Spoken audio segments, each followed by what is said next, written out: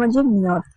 নামাজ শুরু করার আগে মনে মনে আল্লাহর সন্তুষ্টির উদ্দেশ্যে যে ওয়াক্তের নামাজ পড়বেন সেই নামাজের নিয়ত করুন। নিয়ত মূলত অন্তরের ইচ্ছা, মুখে উচ্চারণ করা বাধ্যতামূলক নয়। তাকবীরে তাহরিমা। 2 হাত কান বা কাঁধ পর্যন্ত উঠিয়ে বলুন আল্লাহু আকবার।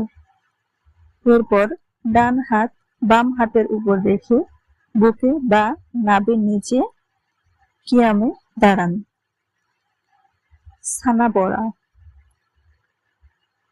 সুবহানাকাল্লাহুম্মা ওয়া বিহামদিকা ওয়া তাবারাকা ইসমুকা ওয়া তাআলা জাদ্দুকা ওয়া লা ইলাহা গায়রুক। এরপর পড়ুন আউযু বিল্লাহি মিনাশ শাইতানির রাজিম বিসমিল্লাহির রহমানির রহিম।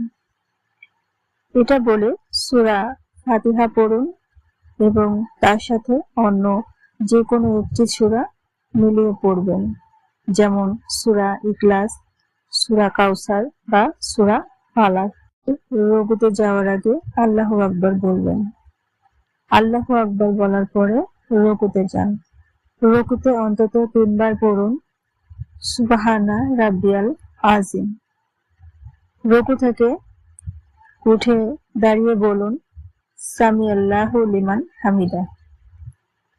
সোজা দাঁড়িয়ে বলুন রাব্বানা লাকাল হামদ। এরপরে সিজদায় যান। সিজদায় গিয়ে আল্লাহু আকবার বলবেন।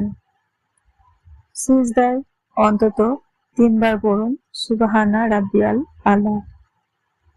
2 সিজদার মাঝে বসা। 2 সিজদার মাঝে বসে আল্লাহু আকবার বলুন। অল্প সময় বসে আবার আল্লাহু আকবার বলে দ্বিতীয় সিজদা করুন।